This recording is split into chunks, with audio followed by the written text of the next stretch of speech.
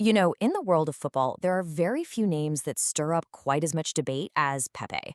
For what feels like forever, he's been this absolute titan on the defensive line, a warrior who has won everything, but also a guy who's been at the center of some of the game's biggest controversies. He's a player of total contrasts, a man with two faces. So that's what we're going to dig into today. Let's try to understand the man behind the myth. All right, first things first, let's start with a name you probably have no idea belongs to him. This is Pepe's full name. I mean, come on, it sounds like it should be etched on the side of a NASA telescope or in some fancy medical journal, right? Definitely not on the back of a football shirt. Well, there's a pretty wild reason for that. You've seen that right. His parents were huge readers, and they named him after two of history's most brilliant scientific minds. We're talking Johannes Kepler, the guy who figured out how planets move, and Charles Leveran, a Nobel Prize winner who discovered what causes malaria. So yeah, they had some pretty high hopes for their son. His dad even said it out loud. With a name like that, my boy is going to become a scientist. And, in a weird way, he kind of did. Pepe absolutely became a master of physics on the pitch, an immovable object, and an unstoppable force. But probably not in the way his parents were hoping. So what happened instead?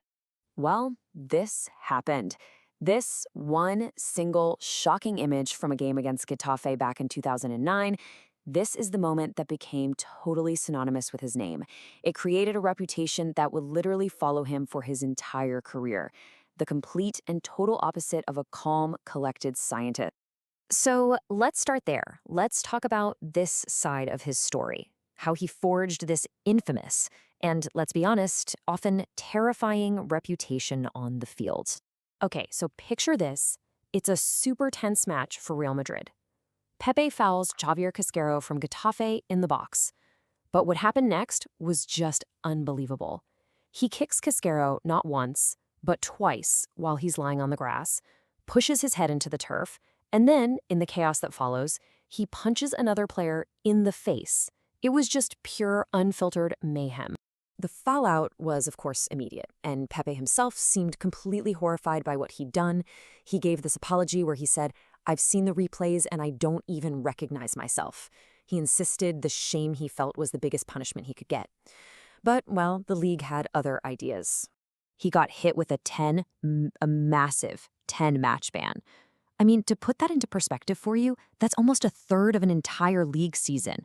It basically ended his year and cemented his new reputation as football's public enemy number one. And look, the Getafe thing wasn't just a one-off. There was that time he deliberately stamped on Lionel Messi's hand in El Clasico, or the infamous headbutt on Thomas Müller at the World Cup. His career stats really do tell a story of just relentless aggression. 212 yellows and 17 red cards. The man was a menace. But was that the whole story? Not even close. Because underneath all that raw aggression was the other Pepe, the tactical genius, the natural-born leader, the truly world-class defender that every top manager on the planet wanted on their team. The legendary manager Carlo Ancelotti, he summed it up perfectly.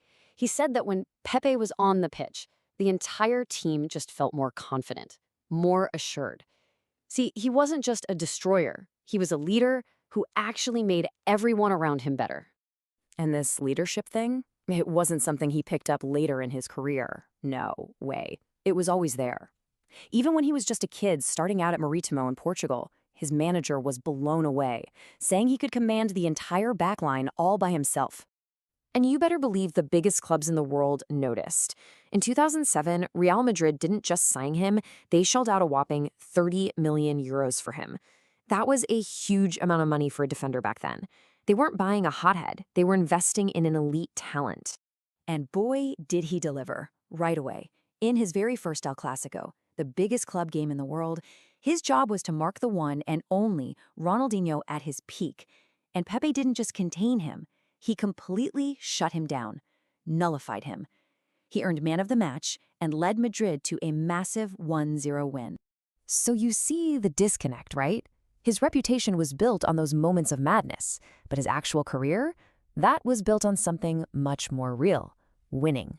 And the evidence for that is undeniable. It's sitting right there in his trophy cabinet. I mean, just look at this. It's insane. 3 Champions Leagues, 3 La Liga titles with Real Madrid, a boatload of league titles with Porto, And of course, the absolute undisputed peak of his entire career.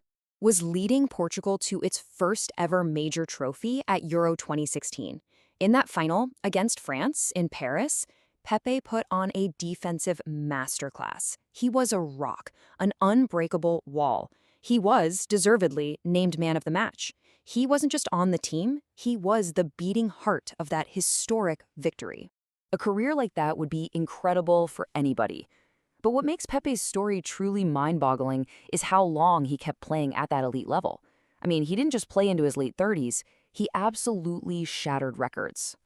At Euro 2024, he didn't just show up, he made history. He became the oldest player to ever play in a European championship. Think about that. At over 41 years old, he was still marshalling a top international defense on the biggest stage imaginable. It's just unheard of. And his longevity isn't just about sticking around either. The year before, he became the oldest goal scorer in the entire history of the Champions League. Most guys his age are long retired, maybe doing commentary.